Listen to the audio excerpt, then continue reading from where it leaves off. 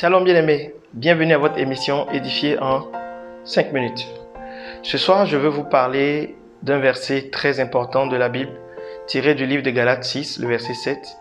Et la parole de Dieu dit, en Galates 6, le verset 7, « Ne vous y trompez pas, on ne se moque pas de Dieu. Ce qu'un homme aura semé, il le moissonnera. » J'aime bien ce verset parce que ce verset commence comme une menace. Ce verset fait comme une mise en garde. Et du coup, au fur et à mesure que les personnes ont lu, médité et cherché à méditer, à comprendre ce verset, il a paru comme une menace pour plusieurs. Et donc, ce verset est devenu comme un verset référence. Lorsque quelqu'un pose une mauvaise action, on lui dit « Ne t'inquiète pas, tu vas récolter ce que tu as semé. Ne t'inquiète pas, tu vas récolter ce que tu as semé. » Mais en vérité, lorsqu'on relit le verset avec plus d'attention, c'est vrai, ce verset est comme une menace pour dire qu'on ne se moque pas de Dieu. Mais c'est une réalité. Ce qu'un homme aura semé, il le moissonnera.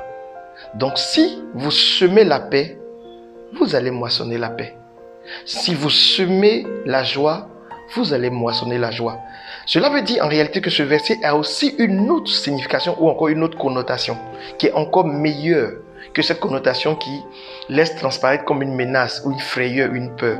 Oui, si vous semez de bonnes choses, vous allez récolter de bonnes choses. Et je veux, avant de terminer mes propos sur cette émission du jour édifiée en 5 minutes, attirer ton attention sur l'une des choses les plus importantes à semer en tant que chrétien. Et je ne veux pas parler de ton argent, je veux parler de ton temps. Je veux parler de ton temps. Récemment, j'ai écrit quelque part que l'argent ne peut pas produire du temps, mais le temps peut produire de l'argent. En vérité, lorsque vous travaillez pour une personne, vous lui donnez 8 heures de votre temps, 8 heures de votre temps par jour, et il vous donne en retour de l'argent. Donc c'est votre temps qui est monnayé. C'est votre temps qui est utilisé.